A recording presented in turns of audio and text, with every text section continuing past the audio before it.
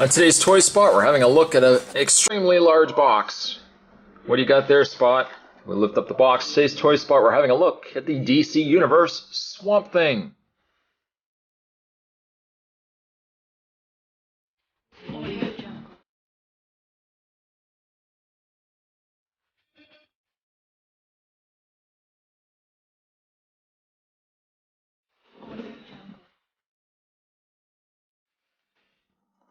This is, I believe this was a San Diego Comic-Con release. So, like I said, it's a very large box. I'm going to actually have to do this in several steps because there's other stuff going on in the inside as well. On the outside, you can see that it's kind of got a treescape. There's something obviously peeking through those trees at us. Oh, what could it be? Well, you probably already know what it is. And on the side, some more artwork going on there. And on the back, the read-up says, doused in burning chemicals, the dying Alec Holland fell into the swamp. His life rose as a massive plant life in the shape of a giant man, now an earth elemental. The Swamp Thing protects the entire planet, inspired by the Green Hero. Mattel offers a package in the shape of Swamp Thing's head, made from 100% molded pulp material. So I am just going to open this up, and I'm going to take this out. I'm not going to actually even pause the camera here. I'm just going to take this out, like so, and I'm just going to put that box aside. And let's look at the secondary packaging that comes with the actual figure. As you can see, for starters, the packaging doesn't want to stay closed. I actually already opened this just to make sure that, because I bought this on eBay, I just want to make sure that the figure was alright inside. Sadly, it doesn't want to close on me, but what you get inside is a very neat looking Swamp Thing face. I suppose really if you wanted to, you could probably cut out the back end of it, put a couple of strings or some elastic bands or something like that. You could probably have yourself a Swamp Thing mask. Do a little bit of paint work there, fill in some of the details on there, and you got yourself a pretty neat Halloween mask. Now, other reviewers have tried, I think, to explain what this material feels like. If I could take a stab at it, I would say Spot thinks that this material, probably the best way I can describe it to you, is it feels like it's recycled for one thing, but it feels very similar to the cardboard drink trays that you get like fast food places like McDonald's and stuff like that. So whenever you ask for a drink tray and they put the drinks in the tray and they say, here you go, sir, and you try to balance out and not knock over the tray. I've done it. That's what this material feels like. It actually feels like those cardboard trays. Now, if we open this up, you'll actually get yourself a secondary layer on the inside. And again, there's the internal of the face, the inside of the mask. I mean, the packaging is nice enough that you could easily keep the figure inside if you really wanted to. I might even, you know what, I might even do most of this review without even pausing it. Because I know usually sometimes I'll just say, I'll take a bit of a break, we'll get this opened up. But we're pretty much already there anyways. So what you're just going to do is you're going to take off this red piece. You can see where the eyes would have been on the inside. We're just going to remove that, put that aside, and you get yourself the display base, which we'll get into in a second. We'll just put that right there, and we'll take the we'll take the Clayface, the Swamp Thing figure out of package, put the package aside, and there we go. There you have Swamp Thing. Now, I think really what I might do, even though I said I wasn't going to take a break, I think I might still take a break. I'll just get this guy all situated. And when we come back, we're going to get a better look at this Swamp Thing. There's more to come, guys. Stay tuned. Other things that come with the Swamp Thing, being that it's a San Diego Comic-Con, I'm pretty sure it was a San Diego Comic-Con exclusive. You get yourself a personal journal, property of Dr. Alec Holland. It's basically just a gloss paper here. When you open it up, it's got biorestorative compound. Small dose caused instantaneous growth from soil sample. Got some numbers going on there. On the side, there's a picture of Swamp Thing. It says, Swamp Thing, the monster who killed Alec and Linda Holland, appears to be a giant pile of mass and roots, leaves behind a slimy green trail. Incredible strength, pulled chandelier from ceiling and used it as a mace. Fought mechanical creatures with hydraulic arms. Must weigh 400 pounds. Last known locations, Scottish Moors, Vermont, Swiss Village, Gotham City, Appalachian mining town. Who is Arcane? So also some information there as well. And Swamp Thing on the back. The other thing that came with the Swamp Thing was not one, but 2 Unmen. The Unmen are a little different than what you would have if you had followed the Swamp Thing from the cartoon. I love that cartoon. It's a shame that they didn't do more with it. It's a little different than the Unmen in the cartoon, where it was actually just guys walking around with heads of monsters. In the comic version, the Unmen were basically smaller creatures. In this case, we've kind of got a guy that looks like Krang. Shredder! But it is actually just a guy with a hand. Look at that creepy hand going on under there. With some brain hand. The other Unmen, let me just pan back here a second, move back the camera. The other Unmen that you get is this, I don't really know what you want to call him. He's like a serpent. Was once a man. No, it's not Cobra Commander from the G.I. Joe movie. I thought looking at the figure, at least the larger one had arm articulation, but I think it's just the way the arm is pegged in. They don't do anything. They're basically just PVC pieces. But at least they come with that. That's kind of cool. I think that's neat. Just zoom back a bit.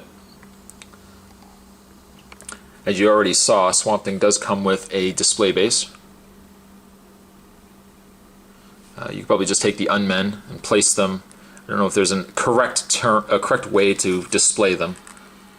But you can kind of just have them, I don't know. You can just have them wrapped around the tree stump if you wanted to, or down here. You do them any which way you want. It's your imagination. It's your Swamp Thing. You can really do whatever you want with them.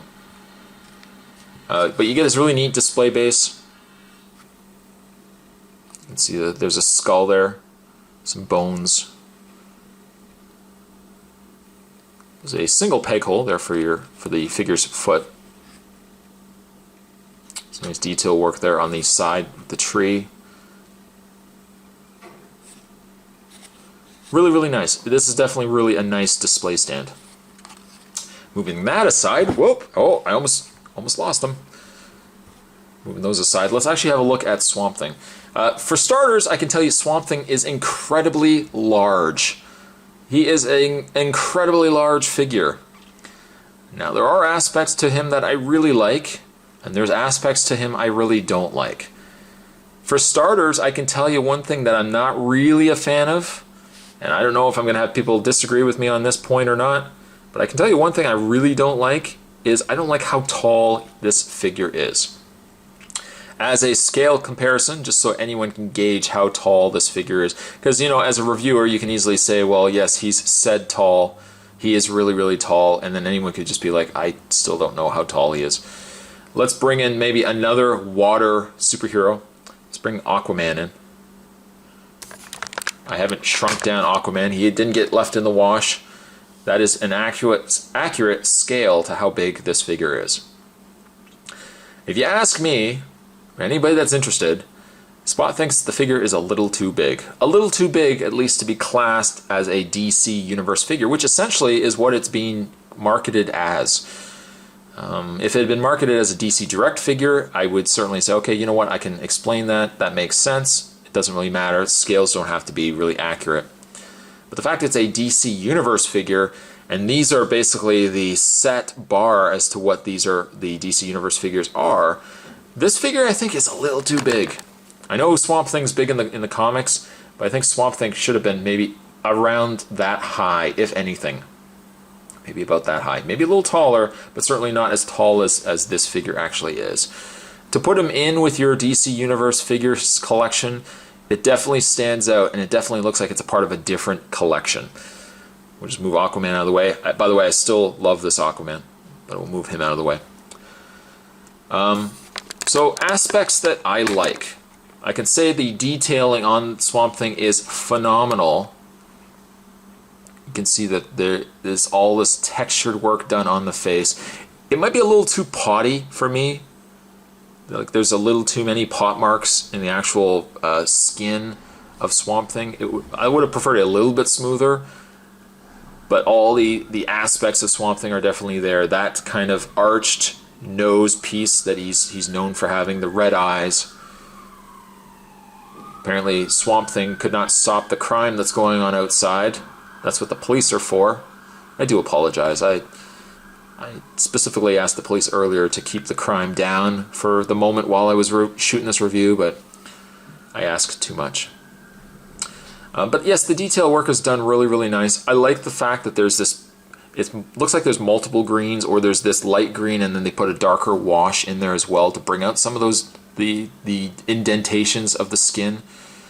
Of course, you can see all the brown vines and the, you know, the roots and stuff growing in the skin. You can also even see like there's flowers going on there. We've got some mushrooms and different types of fungus. Ooh, Swamp Thing's apparently growing some carrots. He's got some carrots growing on in the back there. But I think that definitely this is where the figure excels in, is his detail. He might be a little too big for my liking, but he definitely excels in a very highly detailed figure. Oh, and also as a side note, he's got green fingernails. I just felt the need to point that out. I didn't really have to, but I just wanted to bring that to your attention. Now, the other thing that I'm not a fan of, I get what they were trying to do, but one big fault, if I can call it a fault, one big fault of Swamp Thing here is the fact that his entire body, really in lieu of the joint where his head connects, where his arms are connected, and where his legs are connected, everything else is internal. Swamp Thing has this rubbery kind of, I want to say like an exoskeleton, that actually is a layer of flesh or like a rubbery skin that's over top of these joints. So you get very similar joints to what you would with a DC Universe. They've cut out some here and there, but all those joints are buried underneath this rubbery kind of skin. Problem number one, when you have enclosed joints, if these joints ever break, good luck. You'll never fix it, obviously, for simple reason you'll never get to the joint. But reason number two, you may not know where all the joints are on this figure because you don't know everything, again, is enclosed. The basics are there. You can see that he does have a bend in the elbow, for example. So you can look at it and assume, for example, that he will have bend in the elbows. You can assume maybe, if anything, he has a bend in the wrists. In the legs, you can assume, we're assuming a lot, but you can assume that he's got the bend in the knees. And he does. And he definitely does. But again, when you want to bend an elbow and you don't know if there's a joint there, you're pretty much pushing your luck, because for all you know, you're putting strain on a joint that doesn't have an actual bend to it. And before you know it, you're breaking that arm. Not off, luckily the rubber's going to keep it all intact, but I love what they've done, I love the concept and what they were going for, but I really don't like the fact that everything is so enclosed underneath this rubbery material, this rubbery plastic. It makes for a very consistent, single piece, universal, uniformed kind of body. But without knowing where all those joints are, I really would have been fine with a figure that had visible joints on it. That's my take on it. Also, this rubber, very same problem I had with Clayface. The big problem I find too is when you use this rubbery material, it is prone that at some point down the road, that material, this rubber, is going to start to degrade. It's going to start breaking down. So while you may have a solid plastic figure that could stand the test of time, you might have it for a good 10-15 years. This rubber, this material might start breaking down on your actual Swamp Thing. It may not happen if you preserve them very well and you don't maybe have them on display too often. If you have them probably on your windowsill in front of the sun, you may possibly start drying out this material. It may start cracking, it may start splitting, I don't really know. Now in the way of his articulation, Swamp Thing does have a rotation in the head. It goes up and down, left and right. He has your pin and socket shoulder, the arms rotate all the way around. It looks like he's just got a bend in the elbow. It doesn't look like, obviously, he's got any rotation in the bicep. The wrists look like they're just on a single peg. They obviously don't rotate. His fingers, by the way, are a rubbery plastic, just in case you were wondering as well. He does have what looks to be an upper torso bend. But again, really, with all this stuff enclosed, you could put the joints in, but you're really not going to get a lot of give out of them to start off with. The legs do bend out, back and forth slightly, bend at the knee, and also looks to be a standard bend in the foot. That's pretty much it. That's pretty much what you're going to get out of this figure. I guess really the payoff at the end of the day is you're getting yourself a really solidly detailed figure. But I don't know, to me, it just seems too out of scale with the other DC Universe to call him an actual true DC Universe Swamp Thing. If they had marketed him as a DC Direct Swamp Thing, I would have been fine with that, and I would have been happier with a shorter, a more articulated Swamp Thing instead to go along with Aquaman here, for example. Still really like the base. The Unmen is a nice including piece, two pieces as well. And Swamp Thing, though Spot was hard on this figure, I do think if you love Swamp Thing and you really just like a really well sculpted figure, Swamp Thing is definitely one that you want to consider getting. Even though I don't like necessarily the fact that everything's enclosed, but Swamp Thing, I am going to give him a 9.5. Today's Toy Spot, we're having a look at the DC Universe Swamp Thing. Thanks for watching, guys. I'll see you guys next time.